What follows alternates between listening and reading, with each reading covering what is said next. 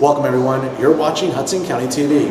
I'm Fernando Uribe, reporting from City Hall as I continue my one-on-one exclusive series with Jersey City Mayor Steven Fulop. Speaking with Mayor Fulop today, he had a lot to say about topics including Cory Booker, the gubernatorial race coming up in November, quality of life in Jersey City, and much more. Mr. Mayor, appreciate as always you participating in our ongoing series here. First off, I want to congratulate you on your 5K run this past weekend in Belmar. Just to tell our viewers a little bit more about why did you participate and what ultimately were the winnings there? It was an opportunity to showcase Jersey City, an opportunity to positive exposure and win some money for the recreation department. Okay, excellent. And how much did the recreation department benefit from your winnings on $2,500. That's excellent, excellent. Obviously, you're still in great shape, former Marine. Running on occasion. All right, well, you did well by coming out in first place, so congrats to you on that.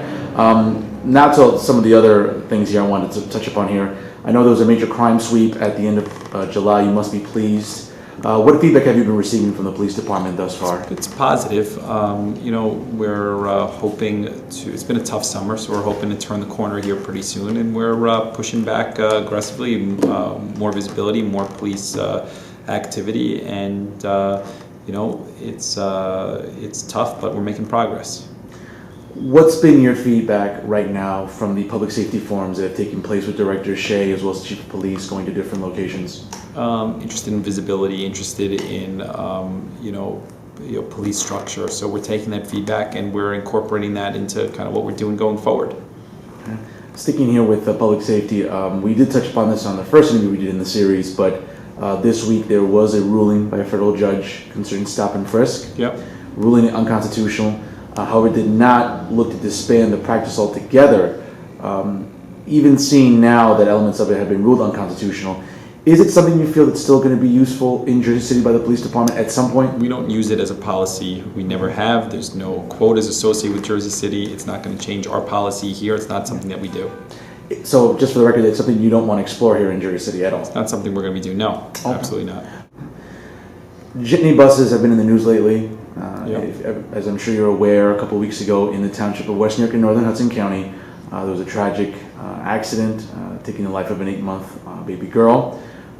Seeing that jitney buses do go through Jersey City, whether it's on Kennedy Boulevard or other avenues, have you met with members of the police department, or at least have you spoken with Director Shea about looking to do what other local officials have been advocating for in terms of inspections or just more of a scrutiny on these buses? Well, yes, we've had some conversations on it.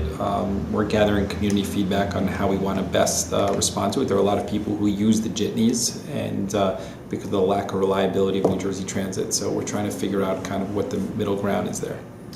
One of the biggest talking points of your campaign, and obviously it's still part of the administration, is about looking to make Jersey City the best middle-sized city in the United States.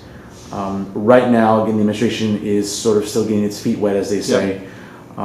What do you see ultimately as the necessary moves within these next 4 years about making that a reality? You need to expand culture and arts activities. We're going to be having some programs on this. You need to expand investment and development to the inner part of the city. You need to make sure every neighborhood is safe. And then, of course, have a stable tax base. So we're doing those things. It's, I think, it's like you said, it's in infancy right now. We're 30 days in, a little bit more, but I think that we got a lot of room to grow here. It's primary day here in New Jersey, a very unique primary day, yep, to say the least, in August.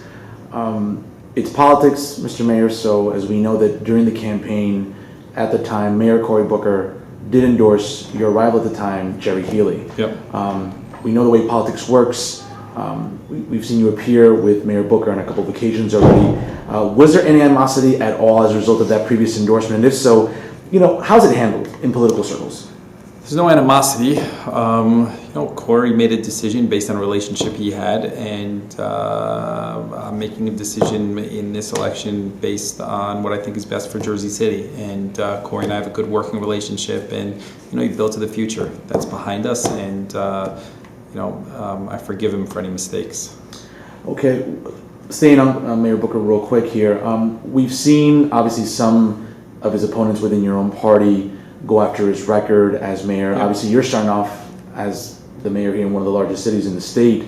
Where do you think it comes from, this sort of, not necessarily animosity, but this sort of considerable scrutiny about his record and what Newark is like, as what he inherited, as to what it is now? Look, Cory is a national name. He's a celebrity. He is well known in and outside of Newark, in and out of New Jersey, around the country, and when you're at that level, you acquire supporters and also critics. And critics can be very vocal, and the nature of a campaign is people try to exploit your weaknesses, sometimes exaggerate them, and that's where they are today.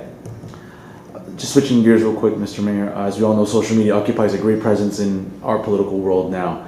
I'm not sure if you want to be honest about it at all, but do you ever read anything on social media about your administration thus far as its beginning? And if so, what's maybe been the most unfair criticism levied on you right now? I don't really read that much. I read, use social media to kind of promote things that are happening in the city, and then occasionally read what's going on with friends and family when I have an opportunity. So I don't get into the weeds on people's opinions one way or the other.